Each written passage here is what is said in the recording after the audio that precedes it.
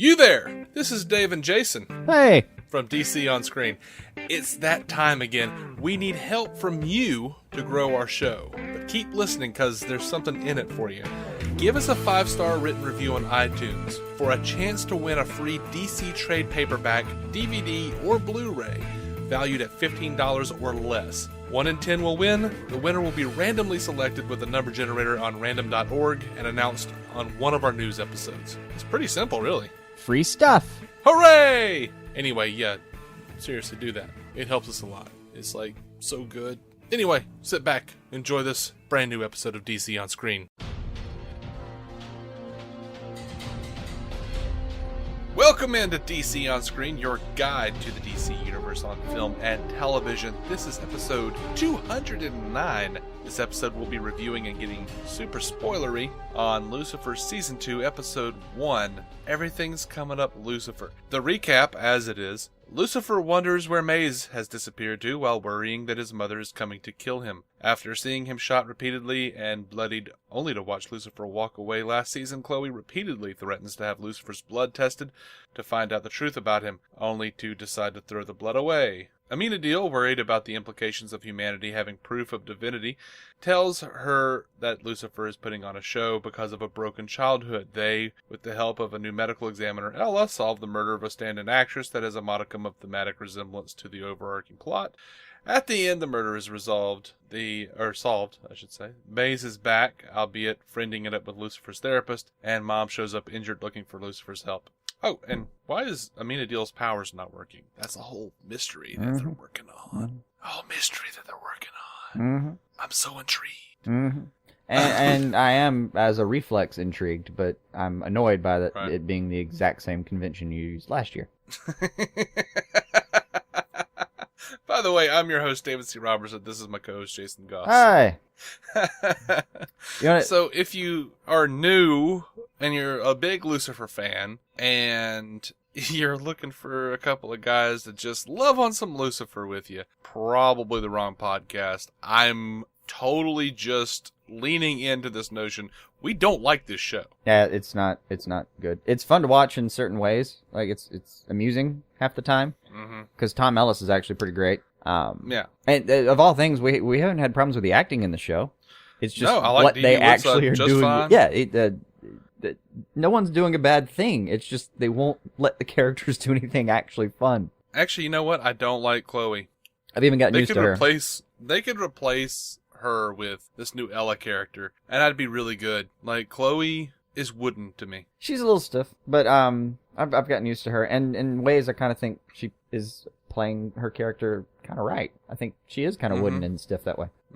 I'd like to see what that actress could do somewhere else, but I've never actually bothered to go see what she's done somewhere else. Well, they could cast her as a Vulcan on the new Star Trek series. And walk right in, pick up some ears at the clown store, and be on your way. Don't even have to give her the Vulcan eyebrow. She's already got them. Yeah. You know, I have on my little page of notes here, the one that's giant and in caps, and you mentioned it already.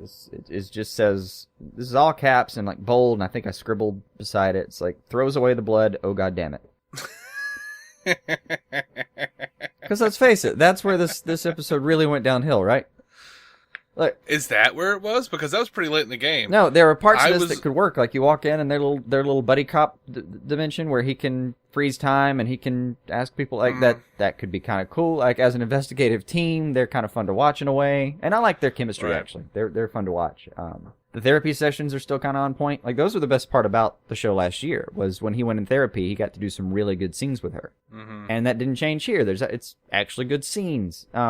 And you have the whole time they're kind of hinting that maybe they're going to let her finally get in, Chloe finally get in on this whole thing, and then they just don't. And, even when Amenadiel shows up, you're hoping she just ignores him. No. No. I was really hoping that this show was going to be different, that they were going to push forward, and so far they just really haven't. This first episode is not great.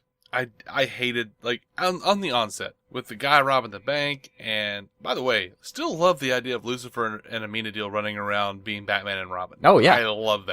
That was fun. The parts of the show they that they got fun right last year, they got right this year. The relationships are still fun to watch. The actual, when they're letting him emotionally develop without regressing him, like, immediately the next episode, when they're letting him do emotional scenes, he does, knocks it out of the park. The punishment that he had for the bank robber was just silly. I felt like I was watching a cartoon. I did, but I thought it was pretty much in character for him. Well, no, I didn't, because so far, every time he inflicts punishment on a sinner or whatever they're calling it, it cuts away as he starts, sataning out or whatever. But those are usually more violent crimes. And to be fair, this guy's going to jail for 25 years. Plus, he got embarrassed. I mean, he gets him caught. Laughed like hell when Lucifer was talking about his parents meeting, two celestial beings meet, fall in love, have sex, and they have the literal Big Bang. Yeah. It's kind of fun. Yeah. I do like the idea of the way they described it as celestial beings, but also attributing the same marriage problems to them. Like, Dad was always tinkering in the garage with this little project called Humanity. That was kind of fun. Mom grew distant. Mm-hmm. Originally, she was great, and she's that all was good. And again, in the therapy office, right? Yep. I just want a show about him in therapy at this point. Yeah. Did you see the show called In Treatment? I just want that with him. No, I didn't see the promo. There's a great promo, in the promo for next week. There's a great bit where Lucifer's talking to his mother, and she's like, I didn't do all the things they said I did. She's like, oh, so you didn't cause all the plagues? And she's like, okay, I did those. Okay, that's fun. Yeah. That was kind of fun. There were a couple of bits that were interesting. The little teen star or whatever, straddling Lucifer, and he was like, "Oh, this literally." He thought it was his mother. This is the most evil thing that's ever happened to me. Mm-hmm. That was funny. Yeah. It can be charming at times, but the show was not good. No, it just doesn't go anywhere. If it was going somewhere, we'd love this show because it's actually kind of funny sometimes, and to be honest, its action scenes have been fantastic. When they've actually bothered to use Lucifer's powers and do some special effects, they look phenomenal. It has so much potential. That's part of why we get frustrated with this thing. Is you could do really fun things with it if they'd ever let the plot actually develop. Mm-hmm. And there's little bits throughout the whole thing, when he's getting choked out, what does he say? Please don't tell anyone I died like this. That was funny. Yeah. When she tases, Chloe comes in and tases the girl, and he just grabs the taser one more time and hits the button, and she just hangs her head. That was funny. That wasn't funny to me. I actually annoyed that. I was annoyed with that because it was okay, yeah, he's got to shock the person another time, but the ham-fisted way she did the face palm, the head dropping face palm, was just oh man, come on. I thought it worked for her. That one didn't bother me. I would have kept that tape. All right. But and then even still, his speeches, the speech in the addiction meeting, great. Absolutely great. Mm-hmm. Mm-hmm. They could just tie all these together and throw a plot at it. We'd be in great shape. I just feel like they need to focus more on the overarching plot and stop focusing on all these little cases and stuff. Well, yeah, the procedural things.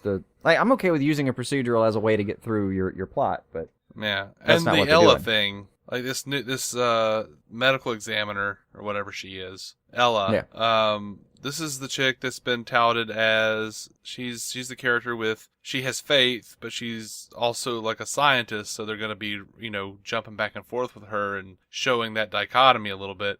But just as they start, Chloe just very, I don't know, somewhat ridiculously walks in and wants to know things about, how do you feel about faith and blah, blah, blah. And they kind of start scratching the surface on some interesting thoughts. And then it's oh, but wait, something I said. They pull the Geordie LaForge moment from Next Generation or whatever. It's that procedural moment. Wait, I said this. I've got it. Yeah, it's this thing. Yeah. And I'm oh, are we just gonna do that with you every episode? Pretty much every TV show you've ever seen has done that at some point. Yeah. Did the writers just sit down and go that's what we were missing in season 1? No, right before she does the LaForge moment, though, she has one great line where she sums up her whole little spiel with, I doubt so that I can believe. which was a nice, interesting thought. It's a fantastic, philosophically, it's a great road to go down. Instead we went to procedural road. Yep. So, how little are you buying the fact that Dan was just let out of prison and demoted? I mean, there might be something more to it, but in this show, all they can prove is I checked out a weapon out of the thing. It's no less believable than the civilian consultant that you've been using, interrupted a kidnapping, got himself shot several times, and he's back on the. He's still hanging around. Mm-hmm. Or even Chloe. Yeah. Chloe's kid gets kidnapped, and they don't have a whole plot line about her needing mandatory therapy, because I'm pretty sure most police departments would make you go to mandatory therapy over there. I mean, you have to go. Right. You have to go see. There's a procedure after you pull your trigger. If you actually shoot somebody in the line of duty, even justified, you have to go through certain things. And yeah, there are some procedures for that kind of stuff. We just glossed right over. Apparently, that all happened during the summer. Yeah, I would assume. Well, actually, all the cops hate Chloe so much, they'd probably just be like, you know what? She's good. Yeah. Just whatevs. I mean, I don't know if they still hate her or if they hate Dan now. That hasn't been. See, that would be something that I would be interested to know. That's stuff that real people have to deal with. They bust a case and they prove some cop to be dirty or something. Mm-hmm. Yeah. Or they accuse another cop of being dirty. Yeah. That's something they could work with a little bit more, instead of throwing that guy who's been in a bunch of bad 90s comedies in there as the cop, and making just a few of his friends give her the stink eye for half a season. Mm-hmm. That's all they did. That's all they did. Well, I mean, like we said, you can't have too much of a plot in this show, or then you wouldn't solve the case, God forbid. Mm-hmm. Mm-hmm. You know what? I want a procedural where they try to solve cases and then they don't. Just like real cops. They just, most of their cases just wind up in the unsolved bin. Oh, it's just not how TV works, though. You know what the sad part about that? Just one cop working on, slowly over the course of with huge gaps, working on a case for years. Mm-hmm. That's what I want to see. Oh yeah, the real TV show where there's just a drawer full of unopened cases that no one will ever get around to. Mm-hmm. That's never gonna happen. You're never gonna see the actual over a 4-year story arc where this guy won't let a case go, and they keep pestering him about it, and they keep suspending him a couple times because he went too far, and then eventually he's just gone after season 3's break, and no one ever asks another question about it. They didn't warn him, but really he just went too far and wouldn't let go. And no, there's no comeuppance. This is never gonna be solved. It's not gonna be like the season finale when he comes back and the case is pulled together. Nope, he's just gone. What does he do now? He's a security guard. And then one character somewhere in the middle of the next season finds out that he shot himself. Yeah. Yeah. That's terrible. That's it. Or, I mean, just it's a precinct full of people just in the middle of a case for no damn good reason. Somebody dies of a heart attack, and no one learns a moral lesson. Mm-hmm. It advances the case in no way whatsoever. This is why you won't let me be a writer, America. Yeah. The last scene in that episode is someone filling out pension paperwork for his family. Oh, man. I actually want to make this show now. The show where nothing happens. You want to make Seinfeld into a procedural. Into a cop procedural. I want to make Seinfeld in dramatic form, yeah. But that's how we bring Lucifer in, because the main couple of cops always just wind up coming back to the bar. Yeah. Somewhere in episode 3 of your first season, you should just have the most interesting character that's ever been written under any circumstances appear on screen for about 5 minutes and then go to prison and never be heard from again, because that's what fucking happens. Actually, there was our buddy Christopher White sent me a link to a movie. I don't remember. It was a link to a clip from a movie. It's like some sort of a monster movie type of situation. And they do the action monster movie thing where there are a bunch of people in a bar. I don't remember what the name of it was, but this guy, this action hero-y type guy comes in and barricade the door, and he's throwing guns at people, and they're like, "Who the hell are you?" He's like, "I'm the guy that's gonna save your ass." And then a zombie just grabs through the door and rips him out and cuts him in half. Yep. Or whatever. Because that's what actually happens when you go rogue. Right. Damn it, have none of you ever played Call of Duty online? Yeah, and he was like, I was like, should I watch this? That's pretty awesome. He's like, no, that was the best part. That was really it. That was what they were leading up to. I think they pitched the entire film around that scene. It looked like they did, but it was an amazing scene. Yeah. But yeah, so as much as I scoffed at, everyone going, "Oh, Tom Ellis is going to sing again in the premiere." His version of All Along the Watchtower was pretty pretty great. Pretty great. Yes. I like that song anyway. It's a Bob Dylan. But... Yeah. I don't think I've ever heard. Even the Dave Matthews version was pretty good. Ooh, I've never heard the Dave Matthews version. I believe it was him. I haven't heard that song since the Something early to aughts. look up. So if I'm wrong, sorry. But I think he has one. I did kind of enjoy the Amenadiel Maze exchange where she was like, "I need to find out where I fit in." He's like, "Oh yeah, I was feeling that too." Yeah. Like, no, you weren't. No, you You weren't. swat. You own up. You got your feelings hurt. Yeah. Yeah. I like Amenadiel. I do. And I was glad to see May's back and being a badass. Mm-hmm. She's fun. this show's Batman. And she has a new friend. She's this show demon pen. Oh, by the way, did you hear that they Scott Snyder introduced another spoke into the Batman wheel? No. In this All-Star Batman, he provided a new functionality to Batman's suit. Like Batman is trapped, and he just like reaches up and pulls his ears out, and they're knives, and he stabs the son of a bitch. That's awesome. That's just freaking awesome. It was awesome. Anyway, God, tangent aside, I need to get around to All-Star Batman. That was on my radar, and I forgot about it, and I think it was before it was released. I wanted to hear it or read it, and then I knew there was something I needed to drop by the store for. That's $4 I don't need. Yeah. So good to see us fall back into the old pattern of using Lucifer as just our tangent episode. Yeah. But Yep. I'm sorry, the show was so bad. We tried to stay on topic, and then just.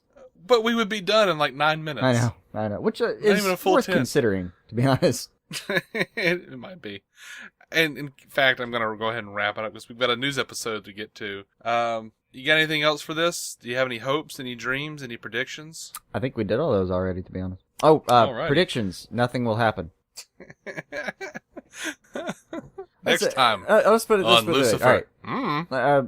Yes or no? Just take a bet. Do you think Chloe finds out or believes by the end of this season? No. All right, I'll go with yes just to be adverse. Okay. We'll just see. I'd really give 10-1 your way though. You know what? I think I have the winning answer, though. I don't care. Secret answer C. No bet. All right, guys. We are DC On Screen. You can find every episode at dconscreen.com. You can find us on iTunes and Stitcher. Go over to iTunes, give us a 5-star written review. You'll be entered into our big giveaway, the one that you heard about at the beginning of the show. So we are proud members of the Giant Size Team Up Network, giantsizeteamup.com. We're also proud members of the Batman Podcast Network. Go check us out on Facebook at DC On Screen, Twitter, DC On Screen, Instagram, DC On Screen. There's a pattern here. Until next time, keep some DC on your screen.